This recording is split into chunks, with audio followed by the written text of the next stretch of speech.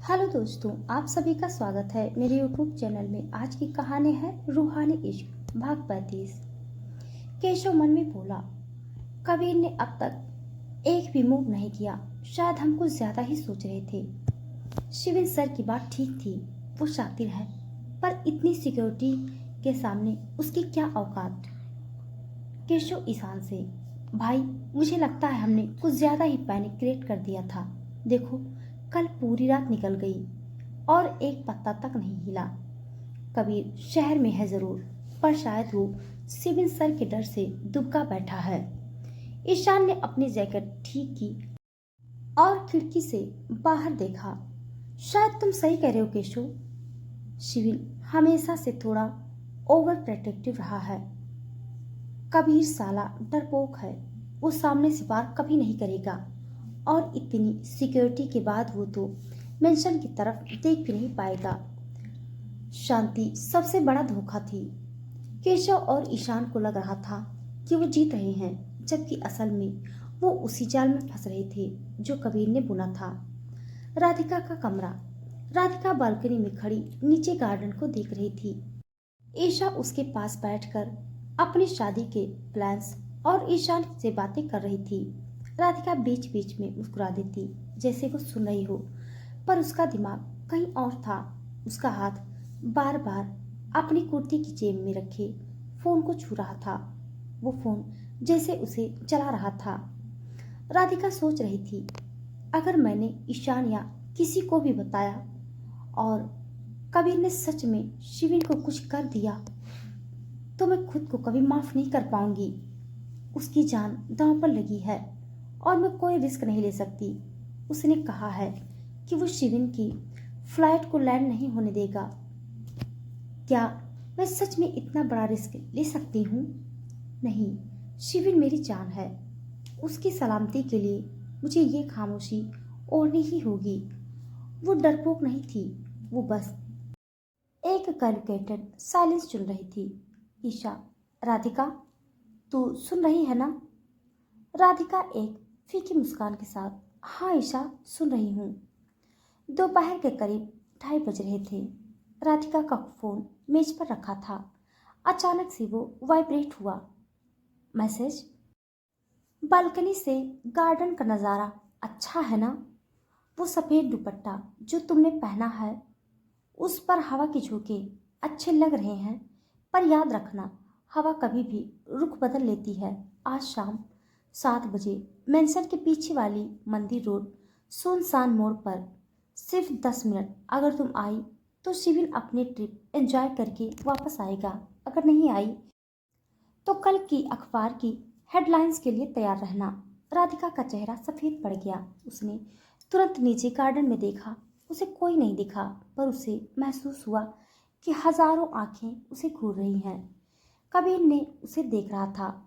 उसे पता था उसने क्या पहना है, वो कहाँ खड़ी है। उसकी प्राइवेसी का कत्ल हो चुका था। राधिका का खून खौल उठा।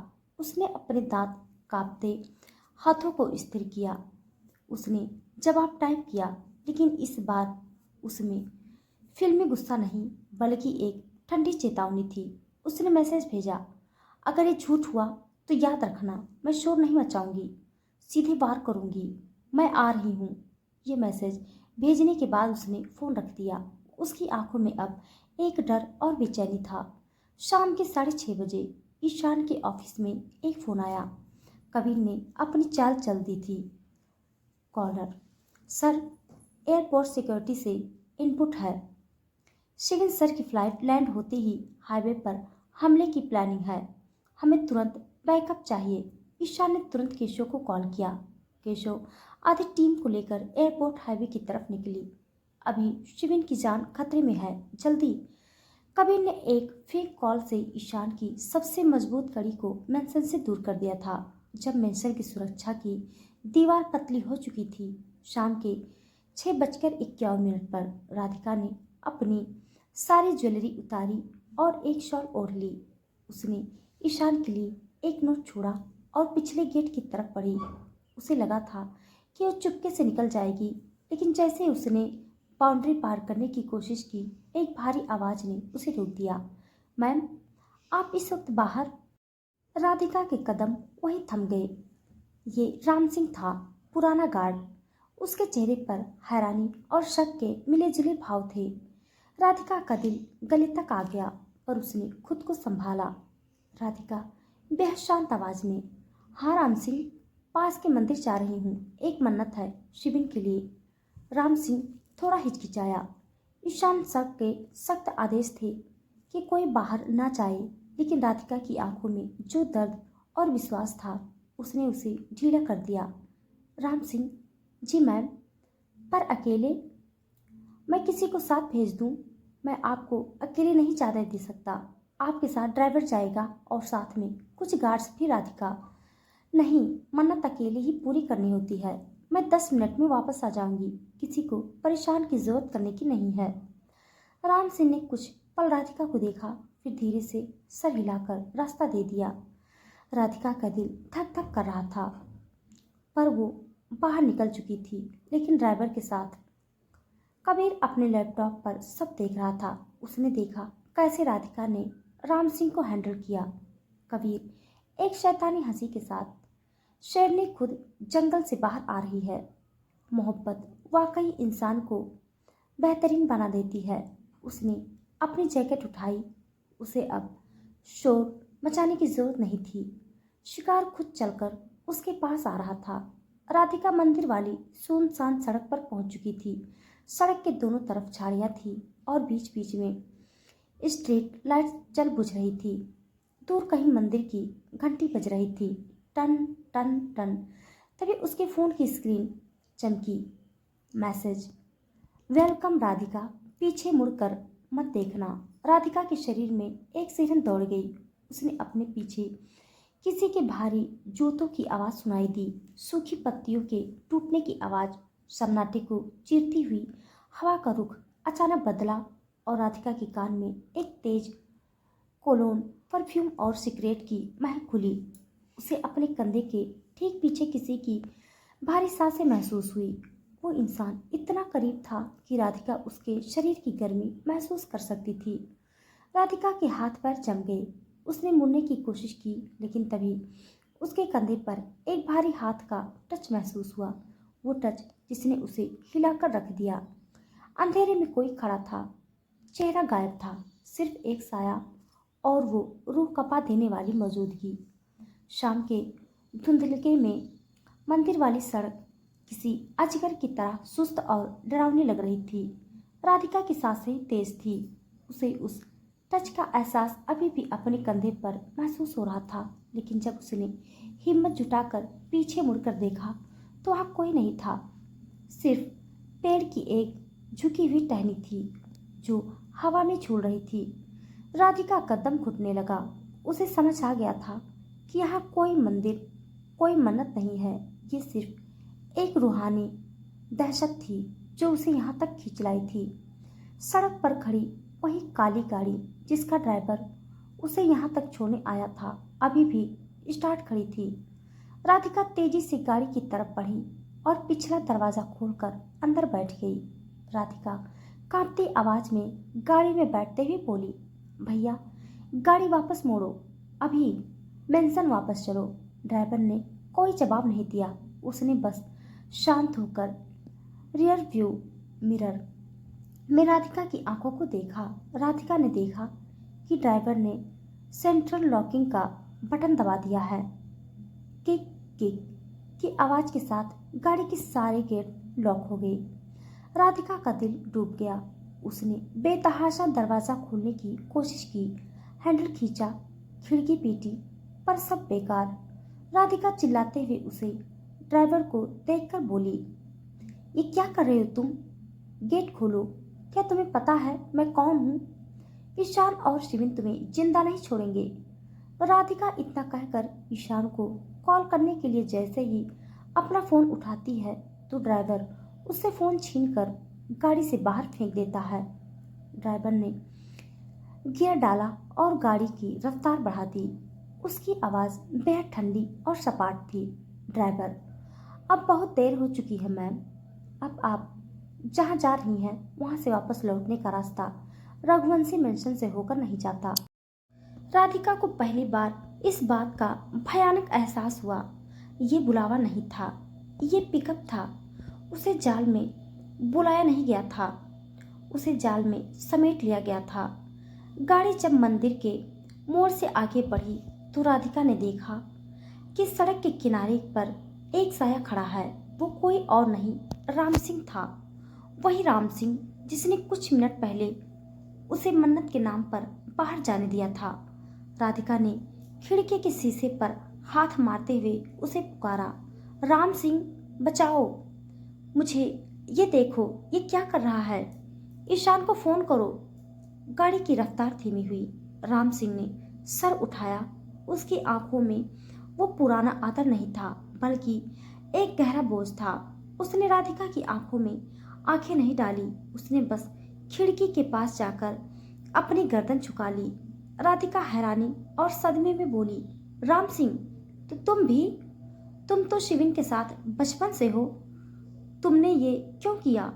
राम सिंह के होठ कांपे।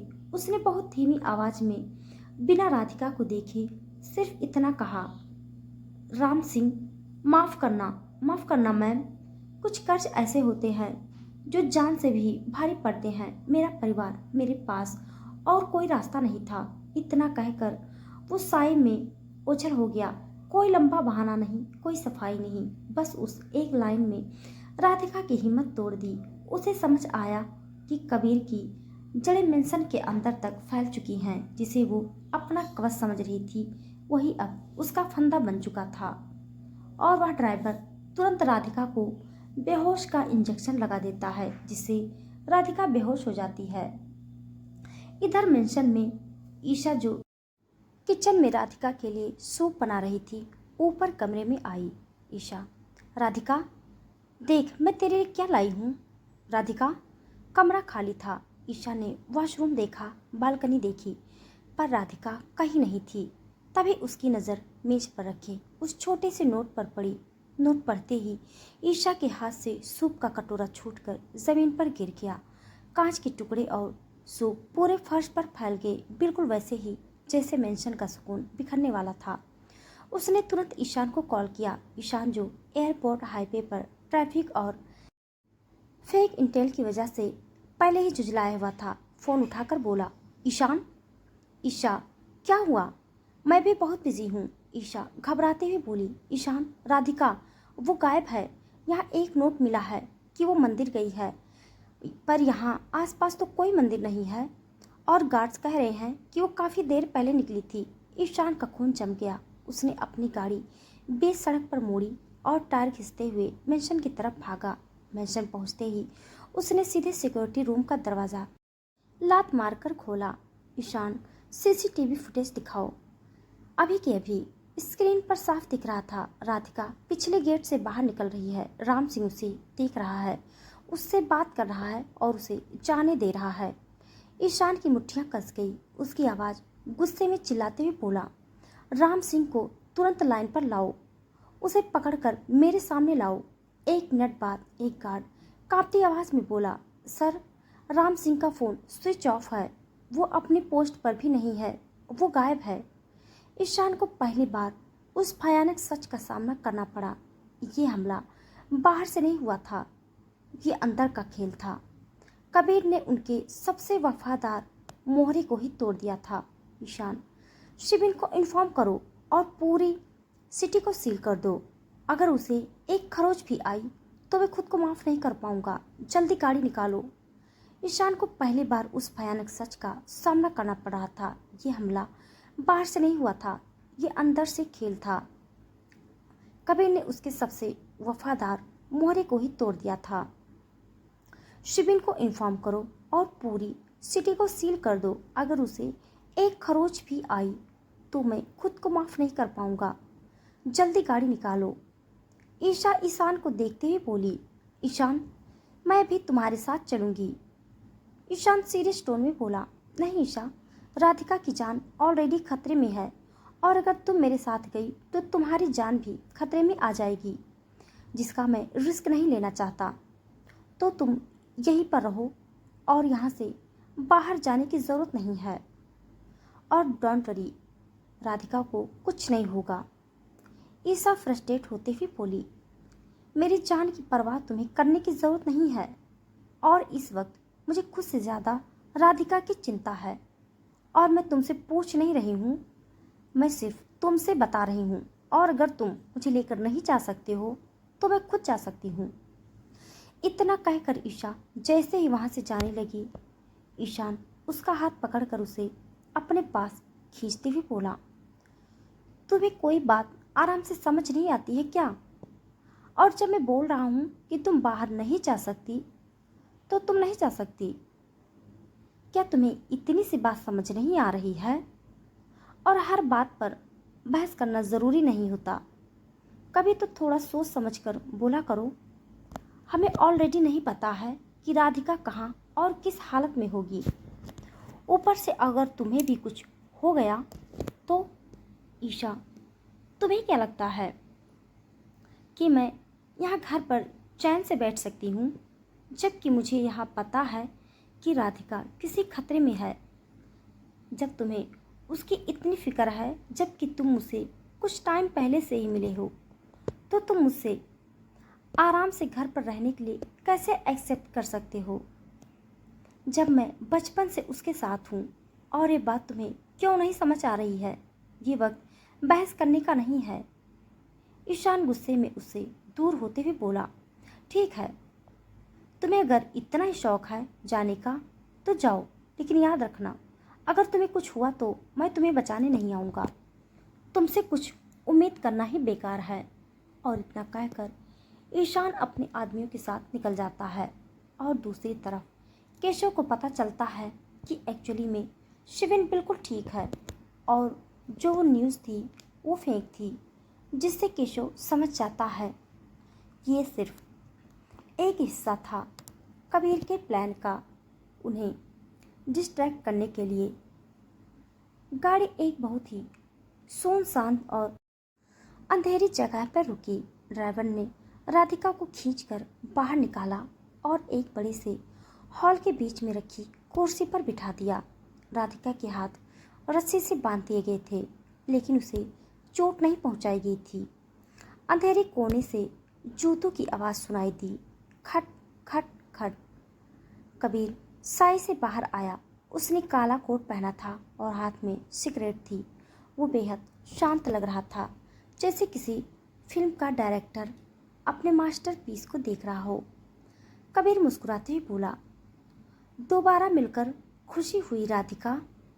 राधिका धीरे से अपनी आंखें ऊपर करके जैसे ही कबीर को देखा, वो हैरानी से देखते हुए बोली, कबीर, तुमने ये सब किया है, पर क्यों? कबीर उसके पास आकर उसके सामने चेयर पर बैठ जाता है। ये सब करने के लिए कोई एक वजह नहीं है, धीरे धीरे तुम्हें सब पता चल जाएगा। देखा राधिका, जब भरोसा टूटता है ना, तो करोड़ों की सिक्योरिटी भी ताश के पत्ते की तरह गिर जाती है। राम सिंह को खरीदना मुश्किल नहीं था, बस उसके बेटे की जान की कीमत ही तो लगानी थी। राधिका गुस्से में कांपती आवाज़ में बोली, तुम नीच हो कबीर। अगर तुमने मुझे छूने की हिम्मत भी की तो शिविन तुम्हें जान से मार देगा। तुम नहीं जानते वो क्या कर सकता है। कबीर खिलखिलाकर हंसा। वो राधिका के करीब आया और उसके चेहरे के पास जाकर धुआं छोड़ा। कबीर, तुम्हें छूना? नहीं राधिका, सिर्फ छूना नहीं, बल्कि बहुत कुछ करना है। और तुम्हें क्या लगता है कि अगर मेरे सामने इतनी खूबसूरत लड़की बैठी हो तो मैं उसे बिना छुए रह सकता हूँ? और अब तो फिर भी तुम हो। तुम्हें पता है, मुझे तुम पहली नज़र से ही पसंद आ गई थी। उसी वक्त सोच लिया था कि तुम सिर्फ मेरी रहोगी, लेकिन जब मुझे पता चला कि तुम ऑलरेडी मैरिड हो, वो भी मेरे सबसे बड़े दुश्मन शिविन रघुवंशी के, तो तब से तुम्हें पाने की चाहत और बढ़ गई, क्योंकि तुम्हें पाना शिविन की औकात दिखाएगी। अब वक्त है जब शिविन बर्बाद होगा और तुम मेरी होगी राधिका। राधिका ने उसे नफरत भरी नज़रों से देखा। तुम अपने इस घटिया सपने से जितनी जल्दी बाहर आ जाओगे, तुम्हारे लिए उतना ही अच्छा होगा, क्योंकि ना तो तुम मुझे कभी पा सकते हो और ना ही तुम कभी शिबिन को बर्बाद कर सकते हो।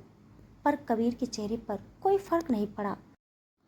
उसे राधिका की नफरत में मजा आ रहा था।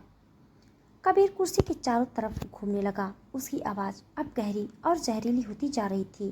कबीर, 7 साल पहले शिबिन रघुवंशी ने मुझे जिंदा छोड़ दिया था, जो उसकी सबसे बड़ी गलती थी। उसने सोचा कि उसने मुझ पर एहसान किया है, पर उसे नहीं पता था कि उसने मुझे ऐसी मौत दी थी जो हर रोज मरनी पड़ती थी।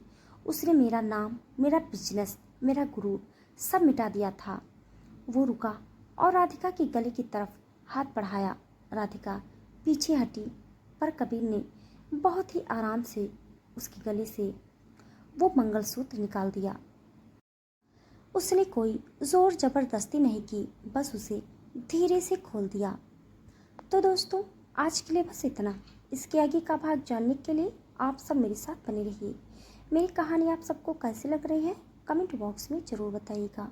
तब तक के लिए धन्यवाद।